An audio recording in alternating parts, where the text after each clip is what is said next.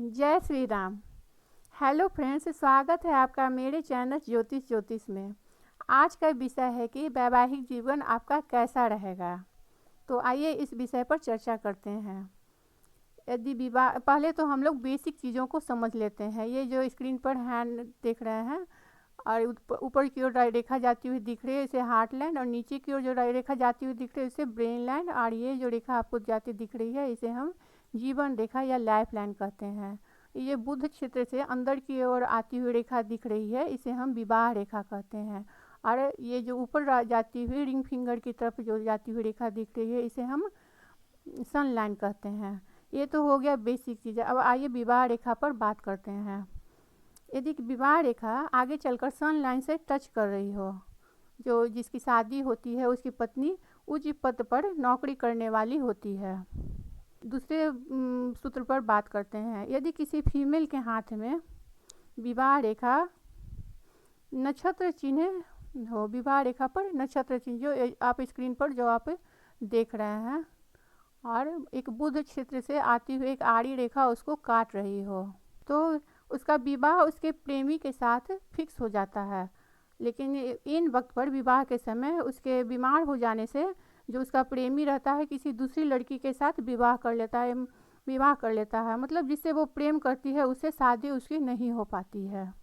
अगर विवाह रेखा के अंत में त्रिशूल जैसा चिन्ह हो, अगर किसी लड़के के हाथ में हो, तो उसमें थोड़े अवगुण होते हैं। वो बहुत अहंकारी होता है और कुछ न कुछ उसको बीमारी हमेशा लगी हुई रहती है, लेकिन उसकी पत्नी उसकी अच्छी मिलती है। अगर किसी फीमेल के हाथ में हो ऐसा त्रिशूल चिन्ह, तो वह इंटरकास्ट मैरिज करती है। यदि विवाह रेखा दो भागों में बट गई हो और एक रेखा नीचे की ओर हार्ट ज़्यादा झुकी हुई यानी हार्ट लाइन को टच कर रही हो, तो उनको आपस में पति पत्नी में मनमुटाव रहता है और इसी वजह से वो लोग ज़्यादा लड़ाई झगड़ा के चलते तलाक की ओर चले जाते हैं, यानी उनका तलाक हो जाता है।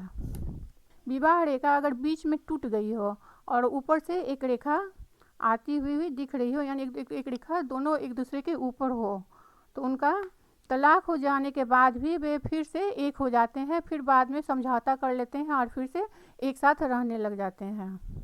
अगर विवाह रेखा दो भागों में बट गई हो और एक भाग जो एकदम नीचे जाकर हार्ट लाइन को टच कर रही हो, मुड़ती हुई जाकर धनुष की आकृति का, जो उसकी पत्नी होती है उसकी जो बहन होती है, यानी अपनी साली के साथ वो शादी कर लेते हैं, यानी उनकी दो शादियां हो जाती है, एक उसकी पत्नी के साथ और उसके एक बहन के साथ है, यानी अपनी साली के साथ शादी कर लेता है।